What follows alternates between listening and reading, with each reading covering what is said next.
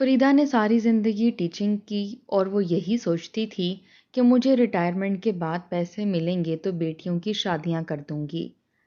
लेकिन जब फरीदा रिटायर हुई तो इसकी देवरानी ने वो पैसे चोरी कर लिए और इस पैसों से इसने अपनी बेटियों की शादियां धूमधाम से कर दीं। और फरीदा को जब पैसे ना मिले तो वो रोती रही और इसकी बेटियां बोलीं, चाची हमारे घर से कुछ चोरी करके ले गई है। तो फरीदा ने देवर से बोला कि तुम्हारी बीवी पैसे चुरा कर ले आई है, मुझे पैसे दो। तो देवर ने धक्के देकर निकाल दिया कि तुम मेरी बीवी पर इल्ज़ाम लगाती हो। और अगले दिन देवरानी उठी तो इसके कदमों तले से ज़मीन निकल गई। दरवाजे पर इसकी बेटियां।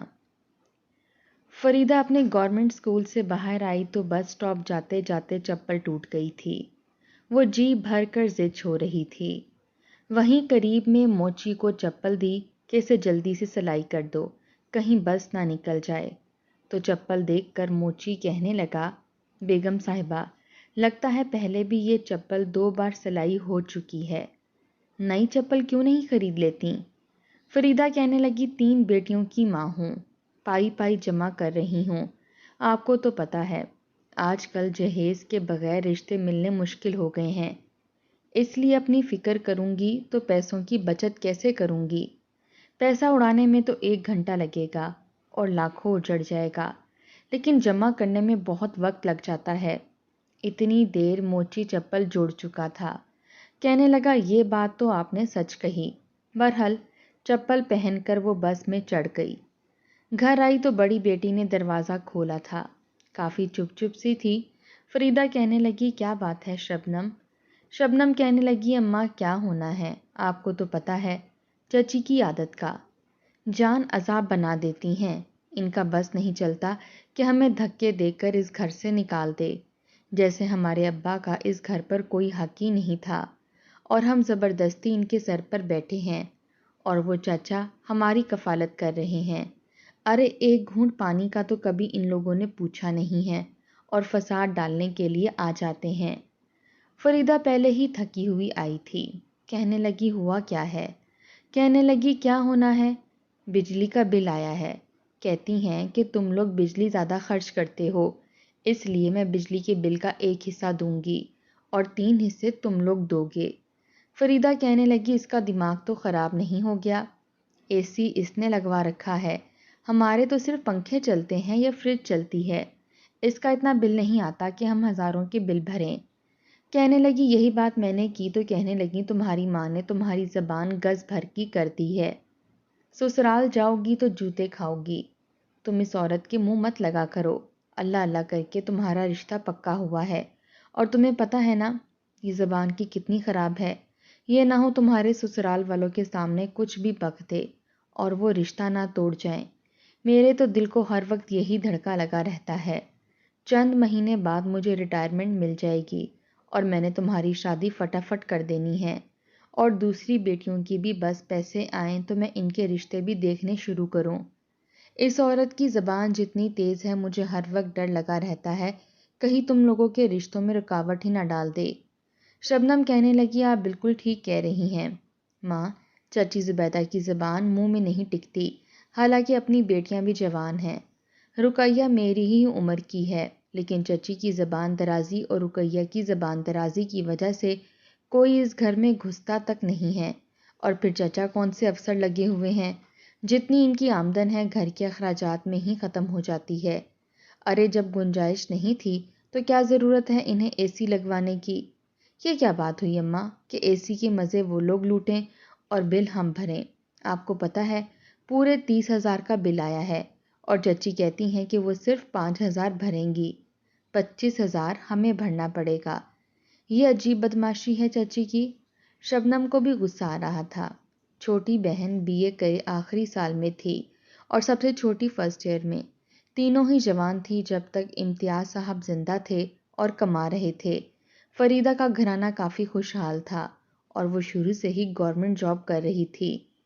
गवर्नमेंट के स्कूल में टीचर थी और जवानी से बुढ़ापे तक इसने बच्चों को तालीम दी थी। घर आकर भी ट्यूशन पढ़ा लेती थी और बेटियां भी ट्यूशन पढ़ाती थीं। शाम को इनके घर में अच्छे खासे बच्चे ट्यूशन पढ़ने आते थे। تینوں بیٹیاں اور ماں ٹیوشن پڑھاتی تھیں اور اسی سے اچھی خاصی آمدنی انہیں مل جاتی تھی، جس میں گھر کا خرچہ بھی ہو جاتا تھا اور کافی پیسے فریدہ جمع بھی کر کے رکھتی تھی، کیونکہ امتیاز کے انتقال کے بعد جانتی تھی کہ سب کچھ اسی نے کرنا ہے۔ بیٹیاں بہت صابر تھیں۔ جب امتیاز کا انتقال ہوا تب تو بڑی بیٹی صرف 10ویں جماعت میں پڑھتی تھی اور فریدہ بے حد پریشان تھی۔ عدت کا عرصہ بڑی تکلیف سے گزرا تھا۔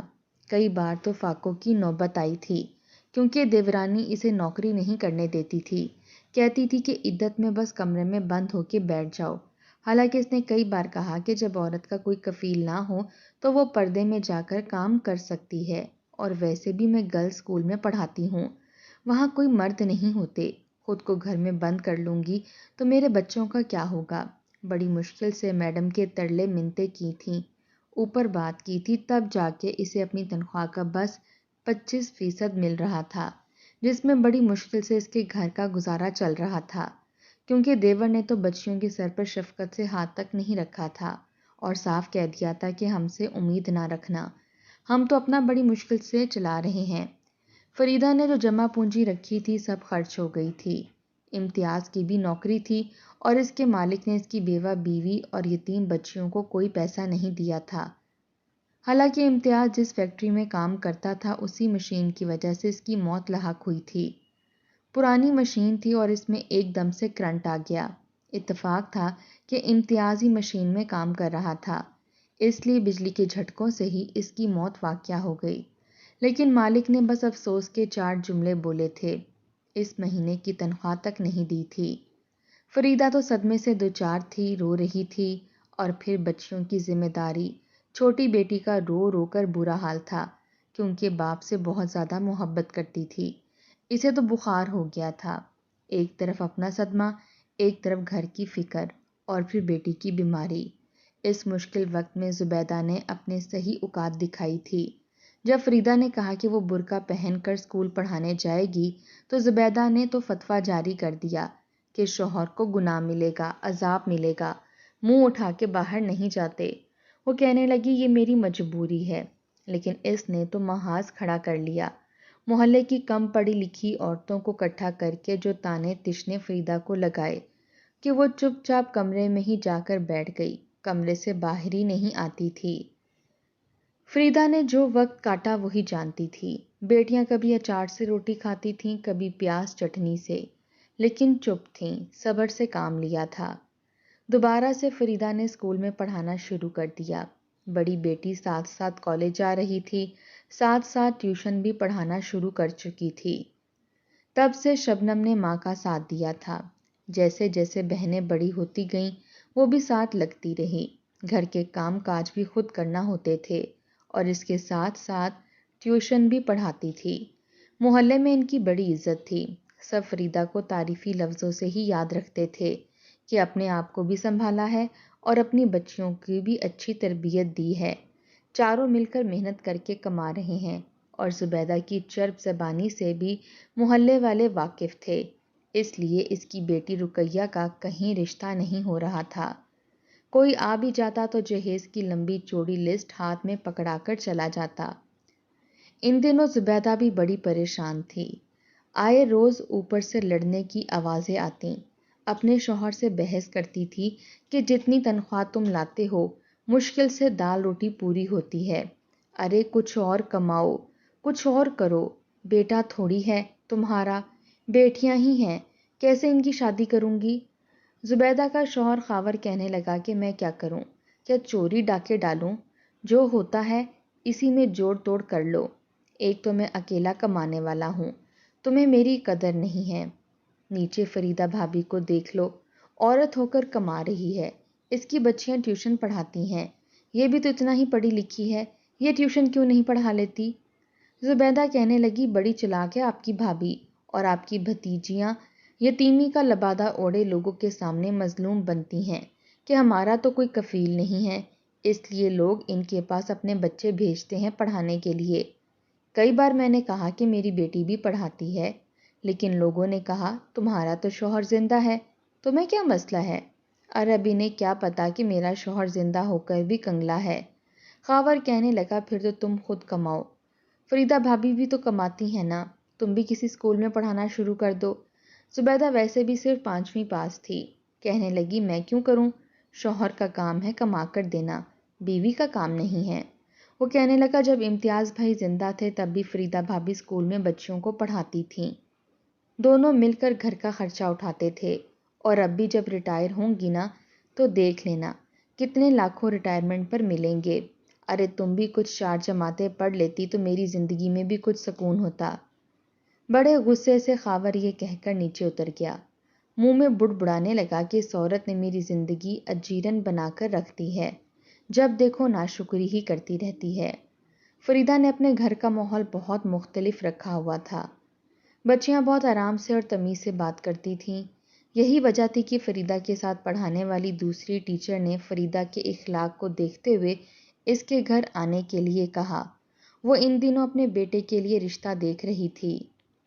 فریدہ نے کوئی اعتراض نہیں کیا کیونکہ وہ ہلکا پھلکا ذکر کر چکی تھی، اس لیے چائے کا اس نے اچھا سا اہتمام کیا تھا۔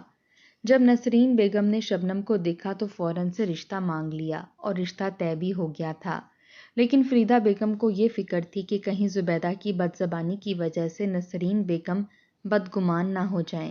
وہ چاہتی تھی کہ عزت سے ان کی بیٹیاں ان کے گھر سے رخصت ہو جائیں، لیکن زبیدہ نے ایک نیا سے نیا بکھیڑا اپنے پاس رکھا ہوتا تھا۔ لڑائی جھگڑا کرنے کے لیے اب بھی فریدہ بیگم نے بل پکڑا اور اوپر کی طرف آ گئی۔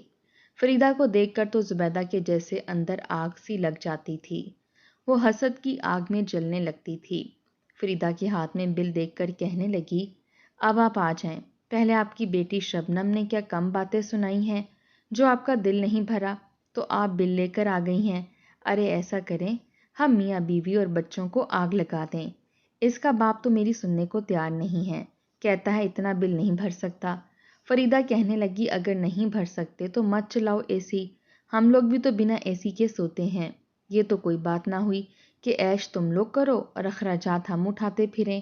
ہم ماں بیٹیوں کا کون سا کوئی سہارا ہے سوائے اللہ کے، اپنی محنت کرتے ہیں اس لیے اپنے گھر چلا رہے ہیں، 3 بیٹیوں کی اکیلی میری ذمہ داری ہے۔ وہ کہنے لگی جانے دیں، آپ کو کس چیز کی فکر ہے، ابھی آپ کو ریٹائرمنٹ کے لاکھوں ملیں گے، آپ کی بیٹیاں تو اپنے گھروں کی ہو جائیں گی۔ فریدہ کہنے لگی تمہیں بس یہی چیز دکھ رہی ہے، میری برسوں کی محنت کا اب جا کے مجھے صلہ ملنے والا ہے، اور تمہاری میرے پیسوں پر نظر ہے۔ وہ کہنے لگی مجھے کیا ضرورت پڑی ہے آپ کے پیسوں پر نظر رکھنے کی، ارے میری ہی قسمت پھوٹی تھی جو خاور جیسا مرد میرے پلے پڑ گیا۔ امتیاز بھائی جس کمپنی میں کام کرتے تھے وہ بھی اچھی خاصی تھی، مجھے پتا ہے آپ منہ سے تو نہیں بولیں گی، لیکن اس کے باس نے بھی اچھی خاصی رقم آپ کو دی ہوگی، لیکن آپ کو تو لگتا ہے جیسے میں آپ کے پیسوں پر سانپ بن کر بیٹھ جاؤں گی۔ فریدہ کہنے لگی اگر تم اپنا منہ بند کر لو تو زیادہ بہتر ہوگا، آدھا آدھا بل ادا کروں گی، حالانکہ ہم نے اتنی بھی بجلی استعمال نہیں کی کہ آدھا بل دیں۔ یہ کہہ کر 12,500 روپے فریدہ نے زبیدہ کے ہاتھ پر رکھے اور بجلی کا بل لے کر نیچے آ گئی۔ کہنے لگی اپنی بیٹیوں کے تو دھڑا دھڑ رشتے کر رہی ہے، مجھے پتا ہے، اندر بہت نوٹ جمع کر رکھے ہیں تم نے، ہمارے سامنے اور لوگوں کے سامنے رونے روتی ہو اپنی بیوگی کے اور یتیمی کے۔ فریدہ کے تن بدن میں آگ لگ گئی تھی، لیکن بحث نہیں کرنا چاہتی تھی، اس لیے چپ چاپ نیچے اتر آئی۔ شبنم کہنے لگی یہ پھر سے شروع ہو گئی، امی آپ کو انہیں زیادہ پیسے دینے ہی نہیں چاہیے تھے۔ فریدہ کہنے لگی چھوڑو تم، اس کی عادت ہے زبان درازی کی۔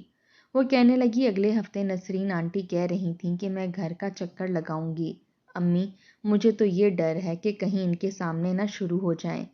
فریدہ بیگم کہنے لگی تم فکر نہ کرو، میں نسرین کو کچھ بتا چکی ہوں کہ میری دیورانی کا دماغ آؤٹ آف کنٹرول ہو جاتا ہے، فی الحال تو کہہ رہی تھی کہ کوئی بات نہیں، سب کے خاندان میں ایسے لوگ ہوتے ہیں، لیکن ڈر تو لگتا ہے بیٹا، میں خود اسی بات سے گھبراتی ہوں کہیں یہ الٹا سیدھا نہ بول دے۔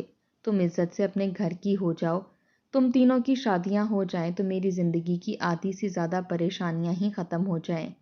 مجھ اکیلی کا کیا ہے، چند ٹیوشن پڑھاؤں گی تو اپنے مہینے بھر کی دال روٹی کے پیسے اکٹھے کر لوں گی۔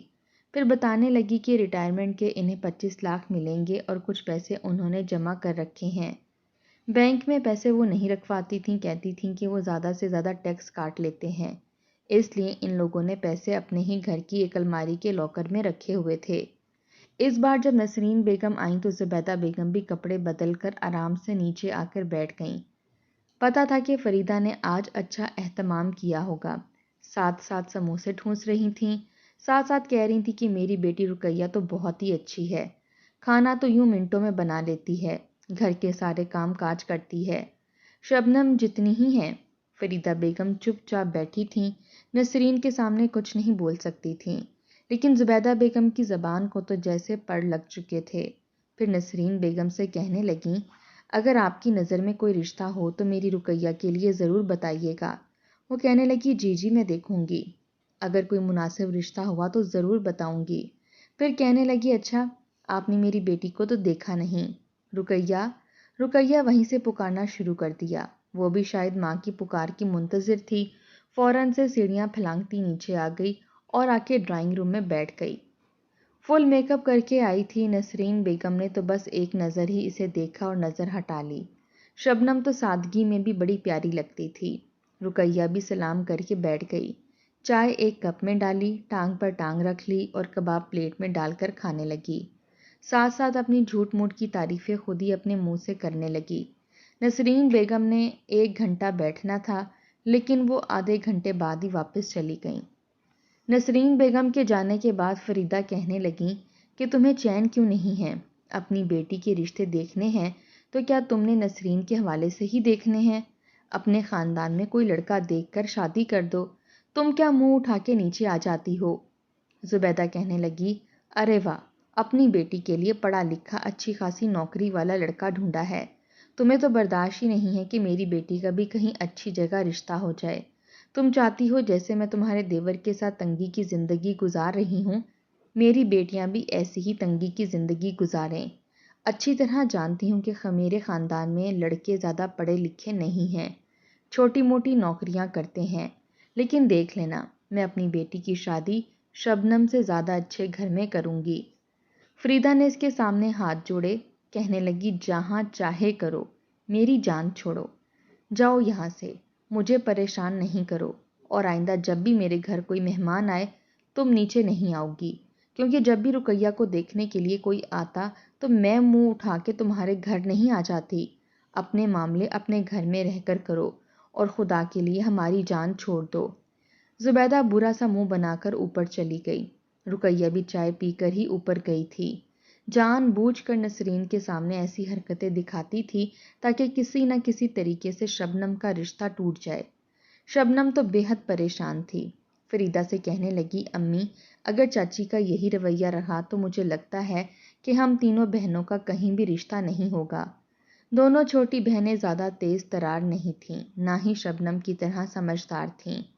فریدہ کے بعد اگر گھر سنبھال رکھا تھا تو شبنم نے سنبھال رکھا تھا، اپنی چچی سے بھی وہ بات کر لیتی تھی، لیکن دونوں چھوٹی بہنیں کچھ نہیں کہتی تھیں، بس اپنی پڑھائی پر توجہ دیتیں، ٹیوشن پڑھاتی تھیں، کھانا بھی شبنم ہی بناتی تھی، گھر کے باقی کام کاج وہی کر لیتی تھی۔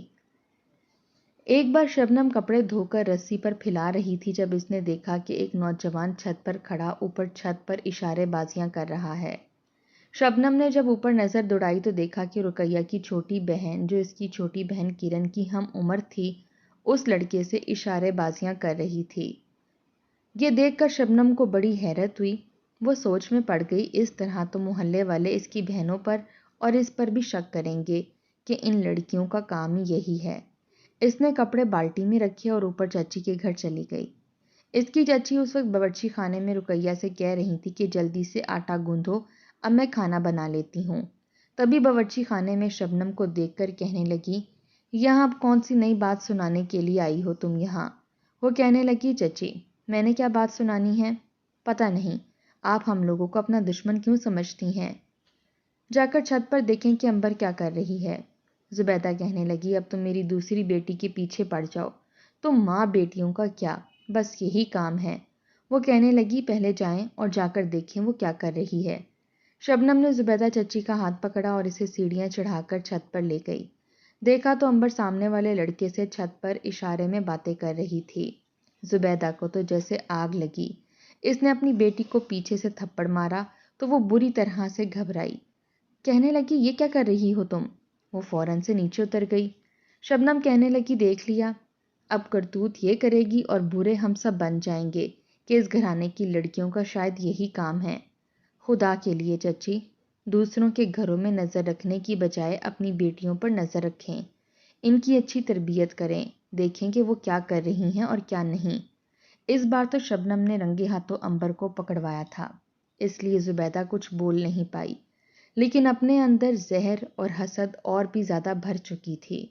اب تو وہ اس موقع کی تلاش میں تھی کہ ایسی کوئی بات زبیدہ کے ہاتھ میں لگے اور وہ بدنامی کا لیبل شبنم پر لگائے، کیونکہ دوسری دو بہنیں زیادہ بات نہیں کرتی تھیں، نہ لڑائی جھگڑے میں آگے ہوتی تھیں۔ البتہ شبنم ہر معاملے میں اپنی چچی کا منہ بند کرانا اچھے طریقے سے جانتی تھی۔ پہلے تو اس نے نیچے اتر کر عنبر کے کمرے میں جا کر اسے خوب مارا۔ وہ رونے لگی کہ وہ لڑکا اشارے کر رہا تھا، میں تو اسے منع کر رہی تھی کہ یہاں اشارے نہ کرو، آپ کو تو میں ہی بری لگتی ہوں۔ مجھے تو لگتا ہے شبنم کا اس لڑکے کے ساتھ چکر چل رہا تھا، وہ تو روزانہ یہاں کھڑا ہوتا ہے اور صحن میں دیکھتا رہتا ہے۔ میں تو اسے پوچھ رہی تھی کہ نیچے کیا دیکھ رہے ہو؟ شبنم آپ نے دیکھ لیا اور مجھ پر الزام لگا دیا، یہ بہت چلاک ہے امی۔ عنبر نے ساری بات شبنم پر لگا دی تھی۔ یہ سن کر زبیدہ بیگم کا تو غصے سے برا حال تھا، حالانکہ خود دیکھا تھا کہ بیٹی ہنس ہنس کر اس لڑکے کو اشارے بازیاں کر رہی تھی، لیکن پھر بھی بیٹی کی بات پر بھروسہ کیا۔ کہنے لگی دیکھو تو صحیح، میں اس لڑکی کا رشتہ کیسے تڑواتی ہوں، یہ ماں بیٹیاں روتی نہیں دیکھی جائیں گی۔ انہوں نے ہمت کیسے کی میری بیٹی پر الزام لگانے کی، ان کی زندگی میں جہنم بنا کے رکھ دوں گی۔ اس کے بعد سے زبیدہ نے روزانہ نیچے جانا شروع کر دیا۔ شبنم سے کہنے لگی تم نے بہت اچھا کیا جو وقت پر میری آنکھیں کھول دیں، اب دیکھو میں عنبر کو کیسے سیدھا کرتی ہوں۔ شبنم کہنے لگی اچھی بات ہے چچی، پھر کہنے لگی دیکھو میری طرف سے اپنا دل صاف کر لو، میں تمہاری چچی ہوں، کوئی غیر تھوڑی ہوں، مجھے بھی تم لوگوں کا بہت احساس ہے، بس جو ہو گیا سو ہو گیا، بس تم اپنا دل صاف کرو اور میرے دل میں بھی تمہارے لیے کوئی برائی نہیں ہے۔ شبنم کہنے لگی یہ تو بہت اچھی بات ہے۔ اس دن زبیدہ نے چائے بھی شبنم کو خود بنا کر دی۔ وہ کہنے لگی چچی آپ رہنے دیں، میں آپ کو بنا کر دیتی ہوں۔ کہنے لگی کوئی بات نہیں، تم بھی میری بیٹی جیسی ہو، بلکہ تم نے تو بیٹیوں سے بڑھ کر کام کیا ہے، میری آنکھیں کھول دیں۔ شبنم کو لگا کہ شاید زبیدہ کا دل صاف ہو چکا ہے، اس نے بھی اپنے دل کی ساری قداوتیں نکال دی تھیں۔ فریدہ بیگم کو جب ان باتوں کا پتہ چلا تو وہ بھی اندر ہی اندر مطمئن ہو گئیں کہ چلو اچھی بات ہے اگر زبیدہ کا دل صاف ہو گیا ہے تو۔ اب زبیدہ کا یہ کام تھا کہ آئے روز نیچے آ کر بیٹھ جاتی اور اس وقت آتی جب ماں بیٹیاں ٹیوشن پڑھا رہی ہوتیں۔ نیچے آ کے خود بخود کچن میں چلی جاتی، اپنے لیے بھی چائے بناتی اور ان تینوں کے لیے بھی بناتی، حالانکہ شبنم کہتی رہ جاتی کہ آپ رہنے دیں۔ وہ کہنے لگی کوئی بات نہیں، تم لوگ اتنی محنت کرتے ہو، کیا ہے کہ میں چائے ہی بنا لوں۔ تینوں بہنیں اور فریدہ بیگم کے بدلے ہوئے رویے پر حیران تھیں، بہت بھی حیران تھیں۔ کبھی کبھی تو کھانا بنا کر نیچے بھیج دیتی کہ کھانا میں بنا دیا کروں گی، تم لوگ تھک جاتے ہو۔ خاور نے جب زبیدہ کا رویہ فریدہ سے اور اس کی بیٹیوں سے اتنا اچھا دیکھا تو خوش ہو گیا کہ چلو روز روز کی بحث سے جان چھوٹی۔ بہرحال اب تو زبیدہ کا یہ حال تھا کہ کسی بھی کمرے میں گھس جاتی تھی۔ انہی دنوں فریدہ کو نوکری سے جواب ملا تھا، اس کی ریٹائرمنٹ ہو چکی تھی۔ اگلے ہی مہینے اسے 25 لاکھ کی رقم مل رہی تھی اور وہ شبنم سے کہہ چکی تھی کہ رقم وہ گھر پر ہی رکھے گی، بینک میں نہیں رکھوں گی۔ شبنم کہنے لگی آپ ٹھیک کہہ رہی ہیں۔ الماری پرانی تھی اور لاکر کی چابیاں شبنم کے کپڑوں کے نیچے ہی پڑی رہتی تھیں، کیونکہ گھر میں کوئی غیر تو آتا جاتا نہیں تھا، نہ ہی کوئی ملازمہ تھی، اس لیے انہیں پرواہ نہیں ہوتی تھی۔ پہلے تو زبیدہ نے دیکھا کہ چاروں ٹیوشن پڑھا رہی ہیں، چپکے سے کمرے میں آئی، الماری کھولی، ایک بار وہ چابی رکھتے ہوئے شبنم کو دیکھ چکی تھی، اس لیے اس کے کپڑے اٹھا کر چابی لگا لی، لاکر کھولا اور 5,000 کا نوٹ نکال کے بند کر دیا۔ دیکھنا چاہتی تھی کیا ان لوگوں کو مجھ پر شک تو نہیں ہوتا۔ اب روز روز تو وہ لوگ پیسے گنتی بھی نہیں تھیں کہ کبھی کبھی تو بنا گنے ہی پیسے فریدہ رکھوا دیا کرتی تھی کہ جب استعمال کرنے ہوں گے تب گن لیا کریں گے۔ اب کیا روز روز پیسوں کی گنتی کریں، یہاں کوئی غیر تو ہے نہیں۔ لیکن انہیں نہیں پتا تھا کہ زبیدہ کس مقصد کے لیے ان کے ساتھ اپنے تعلقات بہتر کر چکی ہے۔ وہ باہر صحن میں ہی سب بچوں کو پڑھاتی تھی۔ کمروں میں کون کیا کرتا تھا ان کی نظر سے اوجھل ہوتا تھا۔ باورچی خانہ بھی اندر تھا۔ چائے بنانے کے بہانے زبیدہ اندر چلی جاتی اور کئی بار 1000 کبھی 5000 کا نوٹ نکال لیتی۔ اگلے مہینے فریدہ کو اس کی ریٹائرمنٹ کی رقم مل گئی تھی اور وہ بھی اس نے اسی لاکر میں رکھوا دی۔ بہت خوش تھی، کہنے لگی کہ میری ایک اور کولیگ ہے جس نے کرن کے بارے میں بھی پوچھا ہے اور میں نے کسی روز اسے بھی بلوا لینا ہے۔ اگر رشتہ پکا ہو گیا تو تم دونوں بہنوں کی ایک ساتھ شادی کر دوں گی، اور چھوٹی فاطمہ تو ابھی بہت چھوٹی ہے، 1-2 سال تک اس کے لیے بھی اچھا رشتہ ڈھونڈ لوں گی۔ شبنم بھی بہت خوش تھی۔ اتوار والے دن ہی فریدہ کی دوسری کولیگ آئی اور کرن کو پسند کر لیا۔ اس کا بھی رشتہ طے ہو گیا۔ زبیدہ کا تو دل جل کے خاک ہوا تھا، بے حد پریشان تھی کہ فریدہ کی تو دونوں بچیوں کے رشتے ہو گئے، حالانکہ اس کے سر پر تو باپ کا سایہ بھی نہیں، اور یہاں اس کی دونوں بیٹیوں کو کوئی پوچھنے کے لیے تیار نہ تھا۔ زبیدہ بیگم کو تو یہ پتہ چل گیا تھا کہ فریدہ کو اس کی ریٹائرمنٹ کے پیسے مل گئے ہیں اور یقیناً اسی لاکر میں ہوں گے۔ اب وہ سوچ چکی تھی کہ اس کی بیٹیوں کی شادیوں کو کس طرح سے ملیا میٹ کرنا ہے۔ فریدہ نے دونوں بیٹیوں کی شادی کی تاریخ 1 مہینے کے بعد کی طے کر دی تھی اور گھر میں خوشیوں کا ماحول ہو چکا تھا۔ سبھی خوش تھے۔ فریدہ کو لگا کہ بہت بڑی ذمہ داری وہ ادا کر دے گی اور پھر فاطمہ ہی رہ جائے گی۔ 1-2 سال تک اس کی بڑی بہنیں خود ہی اس کے لیے بھی اچھا رشتہ ڈھونڈ لیں گی اور وہ اپنی ذمہ داریوں سے آزاد ہو جائے گی۔ لیکن وہ تینوں بازار گئی تھیں شاپنگ کرنے کے لیے، پیچھے فاطمہ تھی لیکن وہ سو رہی تھی۔ وہ کچھ لاپرواہ قسم کی لڑکی تھی، اس لیے اپنے کمرے میں سو رہی تھی۔ زبیدہ چپ چاپ نیچے آئی، الماری سے ساری رقم نکالی اور چپ چاپ اوپر چلی گئی۔ کسی کو کانوں کان خبر نہیں ہوئی تھی۔ جب وہ ماں بیٹیاں واپس آئیں تو گھر کا کچھ سامان بکھرا ہوا تھا۔ فاطمہ اپنے کمرے میں سوئی ہوئی تھی۔ گھر کا بکھرا سامان دیکھ کر وہ لوگ ڈر گئے کہ ایسا کیا ہو گیا۔ زبیدہ نے یہ سب اس لیے کیا تاکہ ان لوگوں کو لگے کہ کوئی چور آیا تھا اور چوری کر کے چلا گیا، کیونکہ الماری کے کپڑے بھی زمین پر گرے ہوئے تھے۔ دونوں الماریاں بھی کھلی ہوئی تھیں۔ یہ دیکھ کر تو فریدہ کا ہاتھ سینے پر گیا تھا۔ جب شبنم نے لاکر دیکھا تو خالی دیکھ کر تو ماں بیٹیوں کی جان نکلی تھی۔ فاطمہ کو آواز دی تو اٹھ کر آ گئی۔ اس سے پوچھا کہ کون آیا تھا؟ کہنے لگی مجھے تو نہیں پتا، میں تو سو رہی تھی۔ ایک وویلا سا مچ گیا تھا۔ فریدہ تو رو رو کر بے حال ہو رہی تھی۔ 1 مہینے بعد شادی کا وقت دے چکی تھی۔ بیٹیوں کی شادیوں کی تیاریوں میں لگی ہوئی تھی اور اس پر یہ ستم کے سارے پیسے غائب ہو چکے تھے۔ فریدہ کے تو سینے میں درد شروع ہو گیا۔ شبنم کہنے لگی ہو نہ ہو یہ زبیدہ چچی کی ہی حرکت ہے، کیونکہ پوری زندگی میں تو کبھی وہ ہماری حمایتی نہیں بنی اور پچھلے 2 مہینے سے میٹھی چھری بنی ہوئی ہیں۔ ہم تو باہر پڑھا رہے ہوتے ہیں، اندر نہ جانے وہ کیا کچھ کرتی رہتی ہیں۔ یقیناً یہ پیسے انہوں نے ہی نکالے ہوں گے، ورنہ گھر کا دروازہ بند تھا۔ کوئی اور آتا تو کیا صرف ہمارے گھر ہی چوری کرتا؟ برابر کے کمرے میں فاطمہ سو رہی تھی، اسے نہ جگاتا کہ بتاؤ پیسے کہاں رکھے ہیں، اور اوپر نہ جاتا۔ یہ سن کر فریدہ کو بھی لگا کہ شبنم ٹھیک کہہ رہی ہے، لیکن جب زبیدہ سے یہ بات کہی تو وہ صاف مکر گئی۔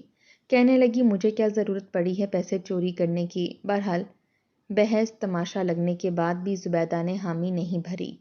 سارے پیسے بینک میں رکھوا چکی تھی، اپنی بیٹیوں کے آنن فانن رشتے طے کیے اور جہیز بھی دینے کے لیے تیار تھی۔ دونوں بیٹیوں کی شادیاں اس نے دھوم دھام سے کی تھیں۔ فریدہ کو اب یقین ہو گیا تھا کہ ایسے زبیدہ نہیں بتائے گی، کیونکہ خاور کے پاس تو اتنے پیسے تھے نہیں۔ وہ جتنے کماتا تھا گھر پر خرچ ہو جاتے تھے۔ اتنی بڑی رقم زبیدہ کے پاس آئی کہاں سے کہ دونوں بیٹیوں کی شادی کر دی؟ شبنم کا بھی رشتہ ٹوٹ چکا تھا اور کرن کا بھی، کیونکہ فریدہ نے صاف کہہ دیا تھا کہ پیسوں کی چوری ہو چکی ہے، اور پھر زبیدہ نے نسرین سے فون پر بات کر کے شبنم پر بہت گندے الزامات بھی لگائے تھے۔ نسرین نے کہا کہ تمہاری بیٹی کا تو محلے کے لڑکوں سے چکر ہے، تمہاری دیورانی نے مجھے سب کچھ بتا دیا اور قسم کھا کھا کے بتا رہی ہے۔ اب کوئی بھی عورت اللہ کی جھوٹی قسم تو کھا نہیں سکتی۔ یہ سن کر فریدہ کے صبر کا پیمانہ لبریز ہوا تھا۔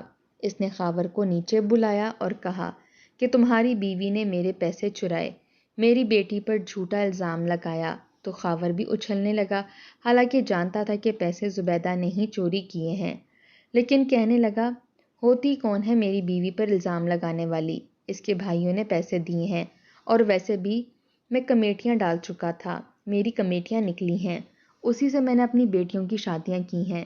وہ کہنے لگی میرے پیسے چوری ہوئے اور تمہاری کمیٹیاں نکل گئیں، میری بچی کو برباد کر کے اس کا رشتہ توڑ دیا، دیکھ لینا تمہاری بیٹیاں بھی گھر نہیں بسا پائیں گی، میرا صبر پڑے گا۔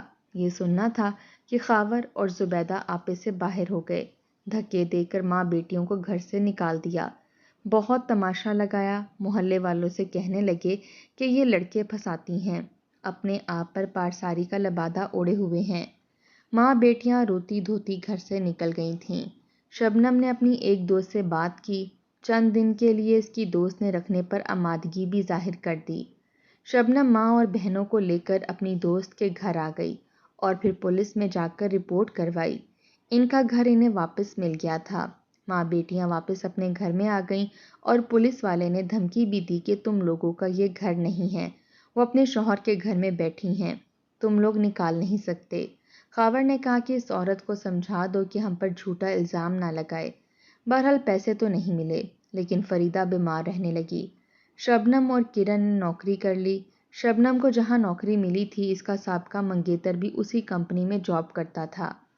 شبنم کو دیکھ کر ماتھے پر بل ڈال لیے، لیکن 1-2 مہینوں میں اسے احساس ہو گیا تھا کہ لڑکی شریف ہے، دوپٹہ اس کے سر سے نہیں اترتا، تمیز سے بات کرتی ہے اور کام سے کام رکھتی ہے، پھر کیسے محلے کے لڑکوں سے چکر چلا سکتی ہے۔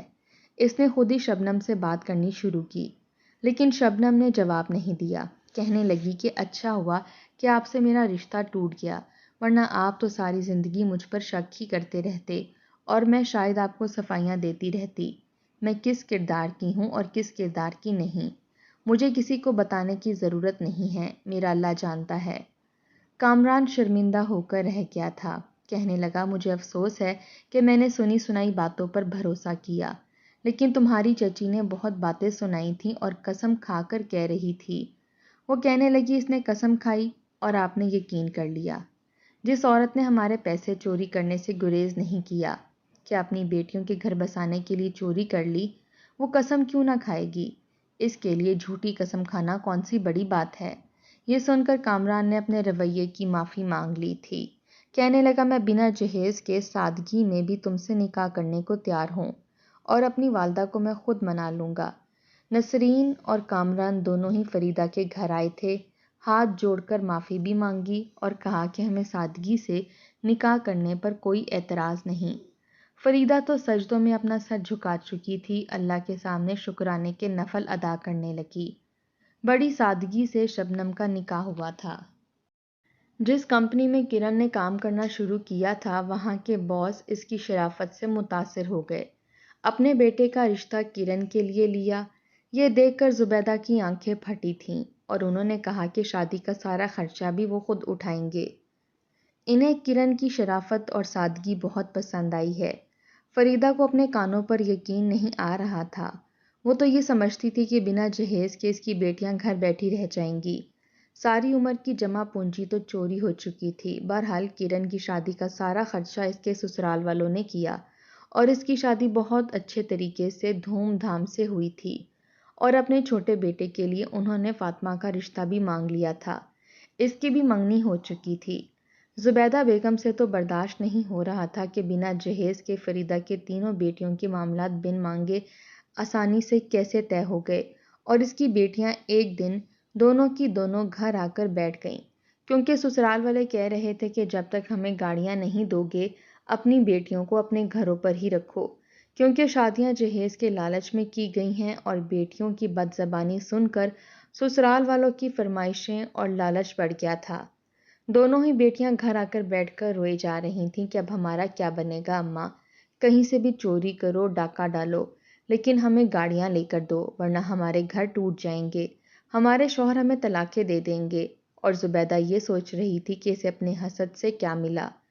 فریدہ کی بیٹیاں تو پھر بھی اچھے گھروں میں چلی گئیں۔ شبنم اپنے گھر میں خوش تھی اور کرن تو عیش کرتی تھی، اپنی ماں سے ملنے آتی تو گاڑی میں آتی جاتی تھی، اور فاطمہ کے لیے بھی وہ لوگ شادی کی جلدی مچا رہے تھے۔ بنا جہیز کے فریدہ کی بیٹیاں اچھے گھروں میں جا چکی تھیں، اور زبیدہ کے جہیز دینے پر بھی اس کی بیٹیاں رو رہی تھیں، مزید فرمائشیں کر رہی تھیں۔ اب وہ پھوٹ پھوٹ کر رو رہی تھی۔ اس نے فریدہ کے لیے برائی کا جال بچھایا تھا۔ اس کی بیٹیوں کی بارات نہ آنے پر وہ بہت خوش تھی، اور اپنی بیٹیوں کی شادیاں کر کے سمجھتی تھی کہ اب وہ ہمیشہ خوش رہیں گی۔ اسے اپنی کی گئی چوری پر نہ کوئی دکھ تھا نہ ملال تھا، لیکن آج پھوٹ پھوٹ کر رو رہی تھی کہ کاش اللہ پر اس نے بھروسہ کیا ہوتا اور محنت کی ہوتی تو آج یہ سب کچھ نہ ہوتا۔ فریدہ نے جی جان کر کے محنت کی تھی، اور اللہ نے اسے ایسا پھل دیا کہ اس کی تینوں بیٹیاں اپنے گھروں میں خوشحال زندگیاں گزار رہی تھیں، اور اپنی ماں کا بھی بہت خیال رکھتی تھیں۔ داماد ایسے تھے کہ بیٹیوں سے بڑھ کر ساس کو بھی پوچھتے تھے، خیال بھی رکھتے تھے، گھر میں کسی چیز کی کمی نہیں آنے دیتے تھے۔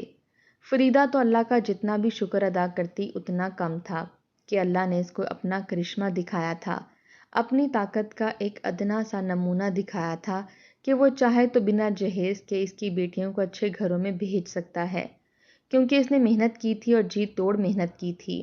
یک کے بعد دیگرے زبیدہ کی دونوں بیٹیوں کو طلاقیں ہو گئیں، اور اس کا قصوروار زبیدہ کو ٹھہرا رہی تھیں۔ جہیز ٹوٹ پھوٹ کے واپس آیا تھا، اتنا ٹوٹ گیا تھا کہ کوئی سامان سلامت نہیں تھا، نہ کوئی برتن سلامت تھا اور نہ فرنیچر، ہر چیز خراب اور تہس نہس ہو کر واپس آئی تھی۔ دوسروں کی محنت سے کمائے گئے پیسوں کو چوری کرنا شاید بہت آسان ہوتا ہے، لیکن بنتا ان کا بھی کچھ نہیں جو چوری کرتا ہے، برباد وہ بھی ہو جاتا ہے۔